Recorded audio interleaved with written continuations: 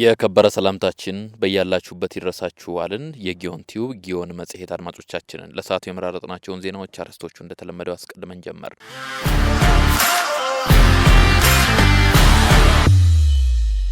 የጅቡቲ ፕሬዝዳንት ኢስማኤል ኦማር ጌሌ የኢንፎርሜሽን መረብ ደህንነት ኤጀንሲን መጎብኘታቸው ተሰምቷል። በሀገሪቱ ስር የሰደደውን የፖለቲካ አለመግባባት በሰለጠነ መንገድ የምንፈታበት ጊዜው አሁን ነው አሉ ዶክተር ዲማ ነጋው።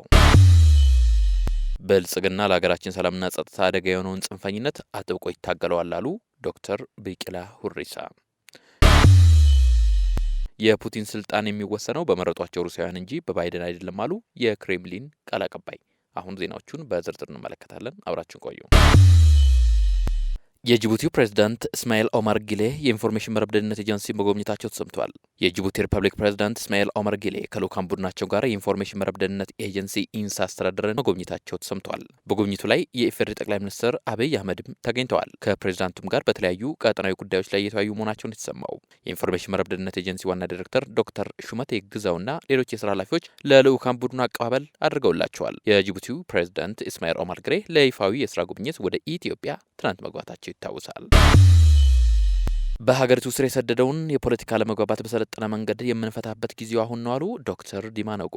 ዶክተር ዲማ ነጎ ለኢትዮጵያ ፕሬስ ድርጅት በሰጡት አስተያየት የኢትዮጵያን የቀውስ አዙሪት ውስጥ የከተተው ቁልፉ ችግር የፖለቲካ አለመግባባት ነው ብለዋል። ባለመግባባቱ ምክንያት አንዱ የገነባውን እሴት ሌላው እያፈረሰው፣ ከፍ ሲል ደግሞ የብሔር መልክ ይዞ በመገፋፋት ለጦርነት መነሻ ሆኗል ብለዋል። በተለያዩ ጊዜያት የሀገራችን የፖለቲካ ኃይሎች አገር ከማስቀደም ይልቅ የግል የስልጣን ጥማትን ለማሳካት አለመግባባቶችን በኃይል ለማዳፈን ሲሞክሩ መቆየታቸውን ያወሱት ዶክተር ዲማ እንደተለመደው ስልጣን በኃይል ሲይዙ የነበሩ አካላት የሌላውን ሀሳብ በኃይል በመጨፍለቅ መቻላቸው ለጊዜው እንደ መፍትሄ ቢቆጥሩትም አለመግባባቶቹ ውስጥ በውስጥ እየተብላሉ ዛሬ ላይ በአገር ላይ ከባድ አደጋ መደቀናቸውን አስገንዝበዋል። በሀገራችን በተጨባጭ ሁኔታ ህዝቡ ለዘመናት ተጋብቶ ተዋልዶ አብሮ ሲኖር ቆይቷል። አሁንም በህዝብ መካከል ይሄ ነው የሚባል ችግር እንደሌለ የተናገሩት ምሁሩ ምንም እንኳን ማህበረሰብ አንቂዎችና ምሁራን የራሳቸው ድርሻ ቢኖራቸውም ከባዱ ጦርነትና የሀሳብ ተቃርኖ ያለው ግን በፖለቲከኞች ዘንድ መሆኑን ጠቁመዋል። እንደ ዶክተር ዲማ ገለጻ አሁን ላይ ሀገራዊ ምክክርን ጨምሮ የተጀመሩ የዲሞክራሲ ጅምሮች ለሀገሪቱ መጻኢ ዕድል ተስፋ ሰጪ ናቸው። ነገር ግን ለምክክሩ ስኬታማነት ብለውም ለሀገሪቱ ፎይታ የተለያዩ የፖለቲካ አመለካከት ያላቸውን ወደ መድረኩ መጋበዝና ሁኔታውን ማመቻቸት ከሁሉም በላይ የመንግስት ኃላፊነት መሆን አለበት ብለዋል። በአፄ ኃይለሥላሴ ዘመነ መንግስት በተለይም በህገ መንግስቱ ላይ የተፈጠረውን የፖለቲካ አለመግባባት በመጀመሪያዎቹ አካባቢዎች በኃይል ለማብረር ተሞክሮ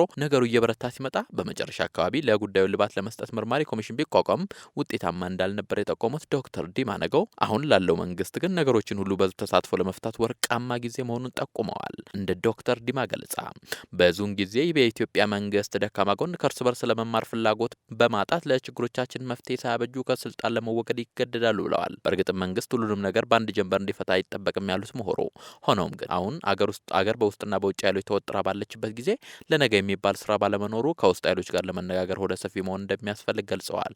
በተለይም አንዳንድ ሀያላን ሀገራት በሌሎች የዓለም ሀገራት እንዳደረጉት ሁሉ ኢትዮጵያ ላይ የዘረጉትን የጥፋት በትር የሚያሳኩት በአኩራፊ ኃይሎች አማካኝነት መሆኑን በመገንዘብ ከተቻለ መነጋገር ካልተቻለ ደግሞ ስርዓት ማበጀት ያስፈልጋል ብለዋል ዶክተር ዲማ። ኦፌኮ ፕሮፌሰር መረራ ጉዲናን በድጋሚ የፓርቲው ሊቀመንበር አድርጎ መምረጡ ሰምቷል። የኦሮሞ ፌዴራላዊ ኮንግረስ ኦፌኮ ፕሮፌሰር መረራ ጉዲናን በድጋሚ የፓርቲው ሊቀመንበር አድርጎ መምረጡን ገልጿል። ፓርቲው ሁለተኛ መደበኛ ጉባኤውን በትናንትናው ዕለት ያካሄደ ሲሆን በጉባኤውም ከፕሮፌሰር መረራ ጉዲና በተጨማሪ አቶ በቀለ ገርባን የኦፌኮ ተቀዳሚ ምክትል ሊቀመንበር አድርጎ መርጧል። እንዲሁም አቶ ጅዋር መሐመድን ምክትል ሊቀመንበር አድርጎ መምረጡም ተገልጿል። በተጨማሪም ፓርቲው ባካሄደው መደበኛ ጉባኤ አቶ ጅዋር መሐመድን ጨምሮ 17 የስራ አስፈጻሚ ኮሚቴ አባላትን መምረጡንም ገልጿል። ትላንት ወዲያ መካሄድ የጀመረው የኦፌኮ ጉባኤ ትላንት የተጠናቀቀ ሲሆን የተለያዩ ውሳኔዎችን በማስተላለፍ መጠናቀቁን ፓርቲው አስታውቋል። ብልጽግና ለሀገራችን ሰላምና ጸጥታ አደጋ የሆነውን ጽንፈኝነት አጥብቀው ይታገላል አሉ ዶክተር ቢቂላ ሁሪሳ። ዶክተር ቢቂላ ሁሪሳ ለኢፕድ እንደገለጹት ብልጽግና በአሁኑ ጊዜ ለሀገራችን ሰላምና ጸጥታ ስጋት የሆኑትን ጽንፈኝነትና አክራሪነትን አጥብቆ ይቃወማል፣ ይታገላልም ብለዋል።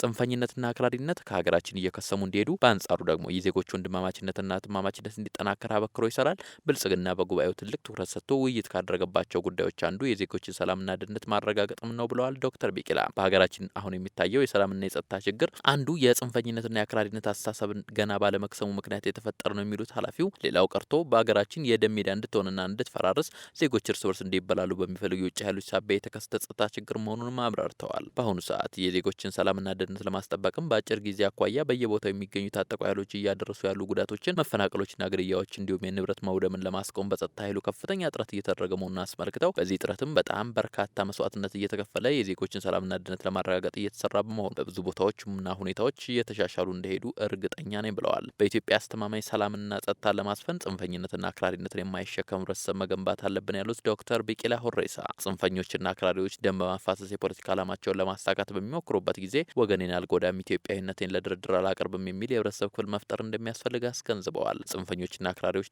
ደም የማፋሰስ እቅዳቸው እንዳይሳካ ህብረተሰቡ ተደራጅቶ ከመንግስት ጎን የሚቆም ከሆነ በአሁኑ ጊዜ እዚህም እዚያም እየተከሰተ ያለው የደህንነት ችግር እየተቀረፈ እንደሚሄድ አመልክተው ለዚህም በትብብርና በጋራ መስራት እንደሚያስፈልግ ጠቁመዋል። አሁን የመጡት የብልጽግና አመራሮች ችግሮችን ካልፈታንና የህዝባችንን ጥያቄ በአግባቡ ካልመለስ የእኛ ተግባር ምንድን ነው የሚል ቁርጠኝነት እንዳላቸው ገልጸው የህዝቡ ውይይቱ ዋና ዓላማ በችግሮች ላይ በመግባባት የጋራ ድርጊት መርሃ ግብር በማውጣት በደህንነት፣ በሰላም፣ በኢኮኖሚ፣ በመልካም አስተዳደርና በአገልግሎት አሰጣጥ ዘንድ የሚታዩ ችግሮችን ለይቶ በአጭር ጊዜ መካከለኛና የረጅም ጊዜ እቅድ አውጥቶ ወደ ስራ ለመግባት መሆኑን ነው ዶክተር ቢቂላ ሁሪሳ ከኢፕድ ጋር በነበራቸው ቆይታ የጠቆሙት።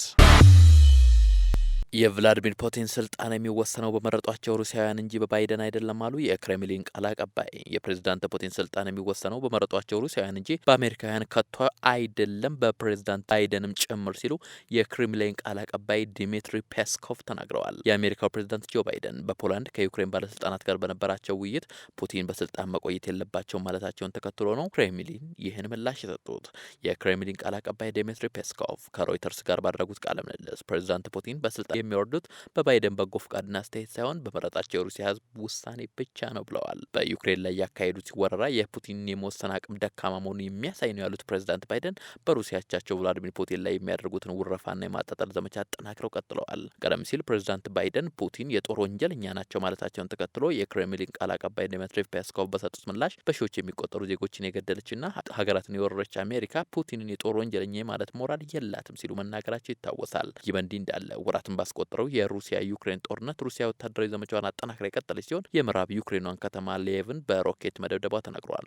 የሩሲያ ኃይሎች የኒውክሌር ጣቢያ ሰራተኞች የሚኖሩባትን ሰላቲቪች ከተማ እንደተቆጣጠሩ የሩሲያ መከላከያ ሚኒስትር ሰርጌይ ቮይኮ ገልጸዋል። የዩክሬን ፕሬዝዳንት ቭላዲሚር ዘለንስኪ በበኩላቸው ወረራውን ለመግታት ምዕራባውያን ወታደራዊ ጦር መሳሪያዎችን ብቻ ሳይሆን መገጣጠሚያዎችንም ጭምር እንዲልኩላቸው ጠይቀዋል። በአሁኑ ወቅትም የዩክሬን ወታደሮች በዋና ከተማዋ ኪየቭ ዙሪያ ባሉ አካባቢዎች በሰፈሩ የሩሲያ ወታደራዊ ኃይሎች ላይ የመልሶ ማጥቃት እርምጃ እየወሰዱ መሆናቸውን የተናገሩት የብሪታንያ የውጭ ጉዳይ ሚኒስትር ሊዝ ትሬስ ደግሞ ሞስኮ ሙሉ በሙሉ የተኩስ አቁም ስምምነት ካደረገችና ወታደሮቿን ጠቅልላ ከዩክሬን የምታስወጣ ከሆነ ዩናይትድ ኪንግደም በሩሲያ ላይ የጣለችውን ማዕቀብ ልታነሳ ትችላለች ነው ያሉት። ከተጀመረ 32 ቀናትን ያስቆጠረው የሩሲያ ዩክሬን ጦርነት 3.7 ሚሊዮን ዜጎች ከዩክሬን እንዲሰደዱ ማድረጉን የተባበሩት መንግስታት ድርጅት አስታውቋል። 6.5 ሚሊዮን ዜጎች ደግሞ በአንጻራዊ ሰላም ወዳለበት የዩክሬን አካባቢዎች የፈለሱ ሲሆን ከነኚህም ውስጥ 90 በመቶ የሚሆኑ ሴቶችና ህጻናት መሆናቸውን የተገለጸው። የተከበራችሁና የተወደዳችሁ የጊዮን ቲዩብ ጊዮን መጽሔት በመላው ዓለም የምትገኙ አድማጮች ለሰዓቱ የመራረጥናቸው ዜናዎች እነኚህ ይመስሉ ነበር። ስለተከታተላችሁን አመሰገን። ሰላም በያላችሁበት።